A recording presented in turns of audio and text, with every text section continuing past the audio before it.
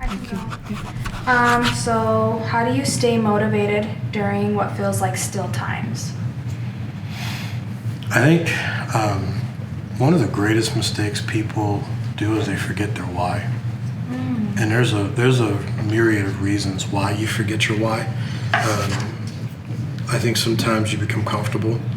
When you started the business, you were hungry, you didn't have a job, you needed to make money, you were out there every day, knocking on doors, kicking down walls, and then you start making money, and then you start hiring people, and then you kind of become comfortable. Plateau. And you forget, you plateau, and you forget why you were out there in the first place. What made you go out there and get this thing done? When you didn't have a job and you said, I'll never work for anybody else again, and that fired you up, right? And then now 5 years later, you forgot all about why that was important. Yeah. Because now your life is different, and you might be a little more cushy in things, and so it just doesn't matter anymore. I think in the still times, you have to be very mindful of why you do what you do in the first place. And you have to be careful to never lose that important piece of what is my reasoning for this. And because there's always going to be ups and downs, right? And people say, well, how do you stay motivated? You stay motivated because you got a why. And I'm a huge person who believes on putting things in front of you. If you you're born head first, right? As a child's a baby, all babies, they want you to be born head first. If you're not head first, they call it a breech birth, and they try to spin you around and get you to come out head first, right? Everywhere you go in life, you're going head first. Everything you do in life, you're going to go there head first. Yeah. So if you can't visualize and kind of see the bigger picture of why you do what you do, you're always going to be losing your focus. But when you're constantly reminded of that by, screensavers, by pictures. I mean, in my office, I have pictures that scroll that have different things that I've always wanted. Keeping those things in front of you at all times is important, because now you're keeping that vision, you're keeping your head focused on those things, and whatever the mind can conceive, you really can achieve. That's the whole nature of revelation, right? People think revelation is like this mystical thing. Revelation is not mystical. It's spiritual, but it's not mystical. And revelation is when the moment when you're able to actually see, hey, this is possible. And it becomes, that's why God made them march around the walls of Jericho. They were trying to get them to the point where they weren't so afraid of those walls. And see, when you start to see things and experience things over and over again, you begin to lower your fear of it, and it almost becomes like, hey, this actually is possible. And if you keep the things that are in front of you at all times, the ups and downs, the ebbs and flows, you're going to stay on it, because you know this is why I'm doing it. This is what the outcome is that I believe is possible. For me, let's take from a pastoring standpoint, one of the things that is so important to me is the people's testimonies. I love watching those testimonies. The offerings and all that stuff, I could care less. When I see a person's life change, because you can get tired real fast and get irritated with all the stuff that goes wrong, all the diapers need to be changed, all the crying babies, all the nonsense. But when you see somebody's life has actually been changed and forever altered, you got to know what gives you the juice, and whatever gives you the juice, you got to consume it all the time. And if it's feedback from your customers, from a business standpoint, then you got to get that, and you got to elicit. You got to set up systems to elicit feedback, so that you can read those things and know, okay, this widget that I sell, it's affecting this business or this person this way. That's why I do what I do. So then the days where you just done and don't want to roll out of bed, first thing you do is go back and watch that type of stuff, or you read that type of stuff to get you to a place where you're like, okay, this is why I do what I do, and it brings you back to center so you can keep moving. That's really good. I don't know if this applies, but it reminds me of, when you think about your why and the internal part of that, inside of you, one of the things that you taught me is, in your notebook, you have your roles. And so every morning when you open up your notebook and you start writing down all the things that you need, there you go. It's a constant recenter internally of, you know, your purpose, why you do what you do. And so for me, I think that's, I don't know if you can speak a little bit on that, because it's like it's in front of you, like you said, with all the different things you have, and it just is a constant recentering. And if you, we have a thing where we call OPA, y'all know what that is, but it's we don't focus on the action items, we focus on the outcome. And when you focus on the outcome should have a purpose. And a lot of people, what they do is they do it backwards, right? They'll make a to-do list. Then they'll go 1, 2, 3, 4, 5, 6, 7, 8, 9, 10. And then they'll just start going. I'll do 1, I'll do 2, I'll do 3.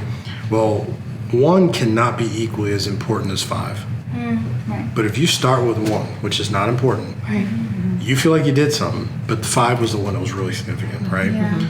So what we do is we start with outcomes. What's the outcome we're trying to accomplish? Then what's the purpose?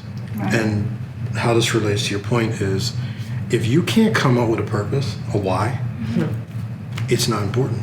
Right. If your why is not big enough to emotionally move you, then it ain't worth doing. It's not compelling. Yeah, it's just not compelling. And so, you know, when people are like, oh, start with making your bed first. For what?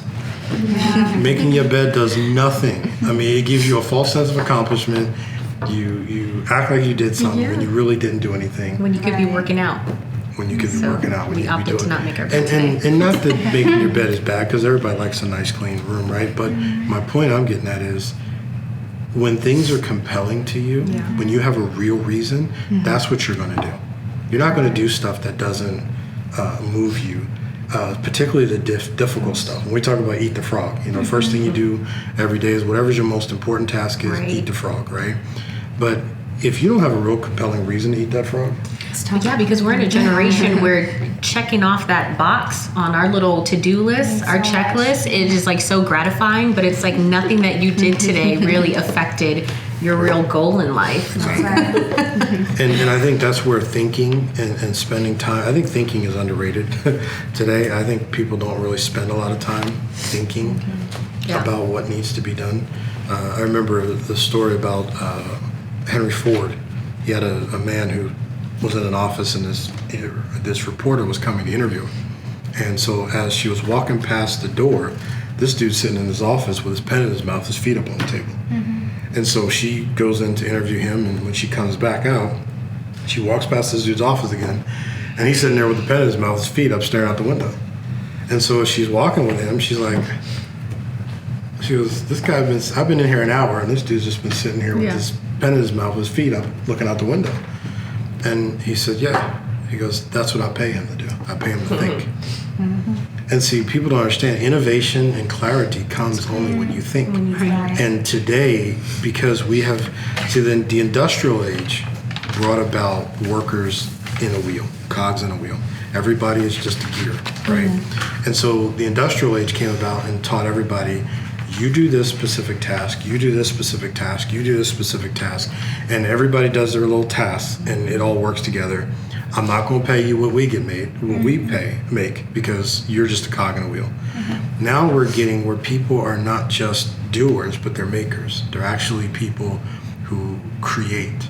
You have to think through, and you have to really spend time as a maker thinking about what you're doing, how you're doing it, and what the next steps are. And I think that's the difference between a 9-to-5 worker and someone who is a entrepreneur, someone who's a ministry leader. You got to be out. You got to be out there. Why would Moses have to go get on the mountain to talk to God? Right. He had to get the vision. And then when he came back to the people, they down here dancing naked around with gold, melting gold, and building calves and stuff. They acting all kinds of crazy while he's up there trying to get the vision from God. So I think as a leader, period, whether it's business or ministry, you have to be able to have that alone time to get up on the balcony and figure out what's going on and what the future looks like. And then does that then translate into the vision casting? Because another question that somebody had was, you know, we talked about you staying motivated as a leader, but how do you motivate your team? And how do you keep them motivated? So, you know, I think one of the challenges that people have is they're always trying to figure out how to motivate, when you really shouldn't have to figure out how to motivate your team. You should figure out what motivates your team. Okay. And so, Explain. So, you have two types of people that'll work with you. You have mercenaries or you have patriots, right? A mercenary is somebody you hire. They work for you because you hired them. Right. You pay them, they will protect you. You pay them, they will go into whatever country and extract whatever it is you want because you paid them enough money. A patriot is someone who is not getting paid and will die for the cause anyway. They believe in it, right?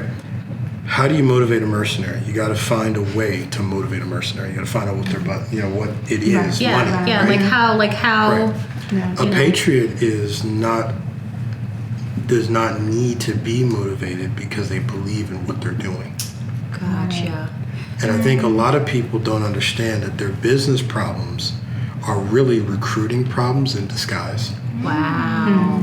They just have the wrong people. Because if you got to constantly find a way to keep somebody motivated, You're like convincing them. and to see, believe. and that's the point, right? When you look at people, some people are just unpersuadable, right? As believers, we all have to believe in the word. We have to hear the word, and then we got to apply our faith and believe it. Sure. God don't come down and convince us. Right. Right? We have to believe it. So then why would you have people on your payroll, working in your company, working for your organization, that you actually have to convince them? To believe in what They they're should have doing. the same level of faith and belief that you have. Right. So imagine if you have a group full of patriots. How do you have to motivate patriots? Patriots are ready, we're ready to knock down walls and kick down doors and do whatever it takes. So motivation sometimes I think is, you got to give people a vision. It's got to be a compelling vision. It's got to be something that can't be accomplished alone. I mean, I understand vision. But by the same token, you can cast the right vision in front of the wrong person and they still won't get it. They still don't want it because it's not really in them. And that's a personnel problem, not a vision problem. And then as a leader, that comes from a recruiting or wrong recruiting. And you talk a lot about that in the Leadership Success Masterclass about how to recruit the right people. Exactly. So that you don't have to run into the issue of trying to convince a mercenary to believe in what they should be believing. You just simply have the wrong person. Exactly. And like you said, the Leadership Success Masterclass, the reason why we spend so much time on that is because I know so many business people struggle with hiring the wrong people. Yeah. Or they hire somebody who they could afford at the time, and then their loyalty to this person, but the person is not loyal to them. Right. Or more importantly, it doesn't matter because there's a lot of people in businesses that are loyal to the business owner, but they ain't loyal to the vision. Wow. And the vision, and the reason why they're not loyal to the vision is because they're afraid their job is going to get replaced. They're afraid somebody's going to take their position, so they don't want you to grow. And so in the background, they're working against you, and you don't even know it because they're afraid that if you ever become this multi-million-dollar conglomerate or whatever, well, what happens to me? The thought never hits their mind that if you grow with me, you're going to go with me, right? If you grow with me, you go with me. But if you won't grow and you sit there and be like, I'm just going to keep my heels in the sand, sometimes the people that work for you are what keep you small.